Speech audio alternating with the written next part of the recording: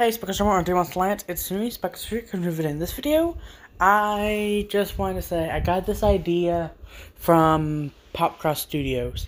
This idea of turning animated characters into mechs.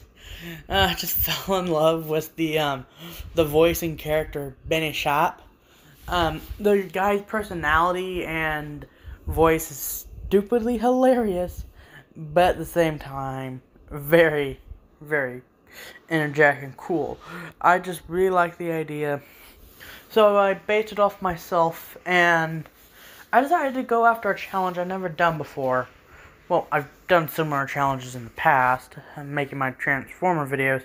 Those take a while. But this, I decided to make them into armors, to more of a mech armor. I'm using Dragon Slayers from Fairy Tail.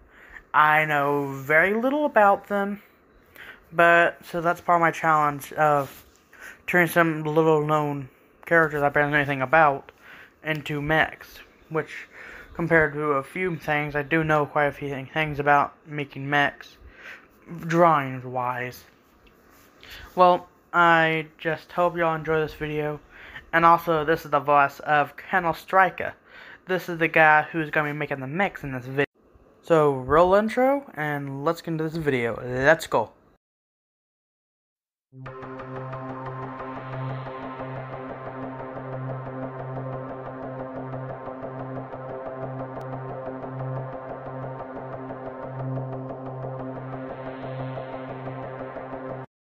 Like and subscribe if you enjoy this video. Hey, the name's Colonel Striker here. I'm just gonna tell you a few things, and mostly about the mechs I've been making. In my world, there are supers running around for pretty much everywhere you go. Most of these people are given powers. Some dragons come from another world, for crying out loud. Also, name is Colonel Striker, and my name is actually first name Colonel, and my last name is Striker. I'm not part of the government or anything. I'm more a lone wolf kind of guy. And I just make mechs for whoever pays the most. First person that came along was a guy, something like Natsu Dragonasa. I think it was like Natsu Dragonel something. He said that his grandparents or some of ancestors had powers of dragons. He has a little bit of power too, but not a whole lot. So he asked me if I could make him an armor that gave him some type of fire abilities. So I said, sure. And he showed me a birthmark he had on his shoulder and said, yeah, can you make this into on the design too? I said, sure. And it turns out that birthmark is actually a mark of dragons. It's an interesting story he told me, but I incorporated that into the design. I also made it to where he said he also has a little bit of energy that he can actually use to power the mech himself. So I made it hook up into his body where when he puts it on, it injects into his spine, not causing an injury. I might not seem like a guy, but I know a few things how to make it mechs that can go off bodies and some powers that are a little weak but can power something. So it goes onto his spine and uses the electric current that's actually far stronger due to him having some powers in him. So yeah, there's that. Not to mention his punches and all that are stronger too. But he mostly wanted to use his fire abilities.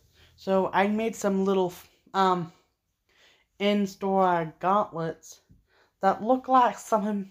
He said these look like Deku's Air Force Strikers gauntlet from My Hero Academia. I said, yeah, I like that game. I like that show. Okay, sue me.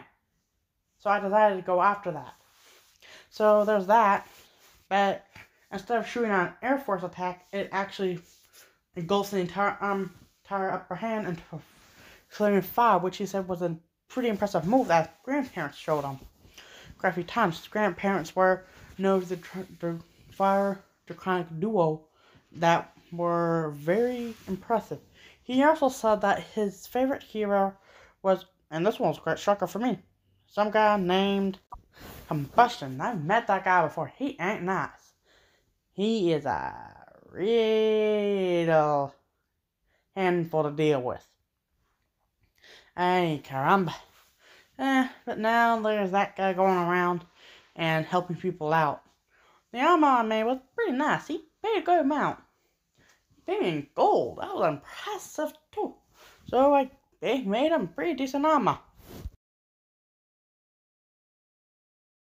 Okay, this video interruption is that I just want to say that all these characters take place in the same world as my dragon superhero videos. So now let's get back into this video. Let's go. Okay, this next guy coming in here saying, yeah, after my friend told me about you, and turns out his powers, he actually had powers, but the rest of his body weren't really protected. So he asked me to make him an armor. So he told me that his powers were something to do with shadows. So I decided to make some type of armor that could allow you to turn invisible somewhat. And the holographic projector thing that I made for him was really impressive too. Not a bad thing that I saved myself. My first time making it. The way it works is that he engulfs his entire body temporarily in shadow, and that activates the power. Because it's deactivated when it comes in light. But once the hologram is activated, it can just negate that part.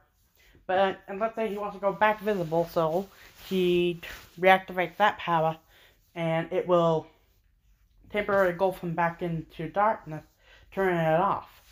The mech itself is a very simple design, except it's a very light armor too. Much like a Speed for Street Fighter, but he can actually fly due to some wings I put in the back. Everything is covered except for his hands and his feet, which is where he has to use his shadows from. He's also able to control shadows and make them do some weapons. He told me that he's related to the hero Draco, the darkness hero. So I decided that I asked him how he's related. He said, he's my cousin. I said, oh, so, interesting. So I made him the armor, and he now goes by the hero name of Nox, which is actually the, great god of darkness, or nighttime. And I find it really cool too, and kind of ironic, because the guy's a dude, and Nox is actually a girl.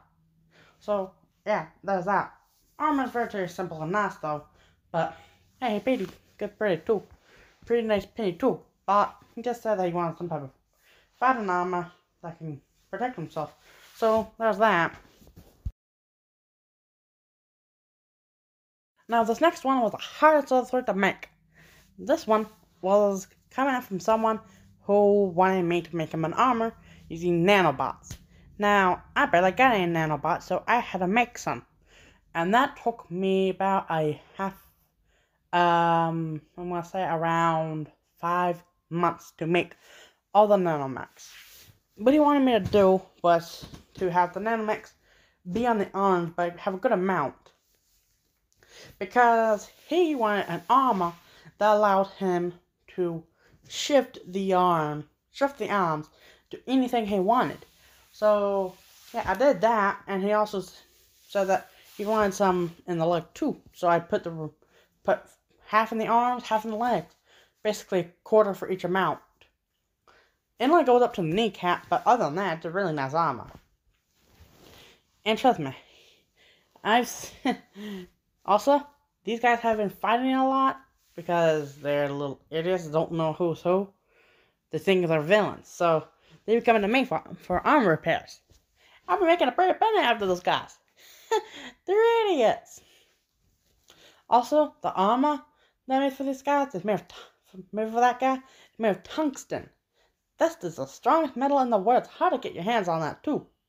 So yeah, he was certainly impressed when I told him, yeah, this stuff is made of tungsten, so you're gonna pay a pretty penny.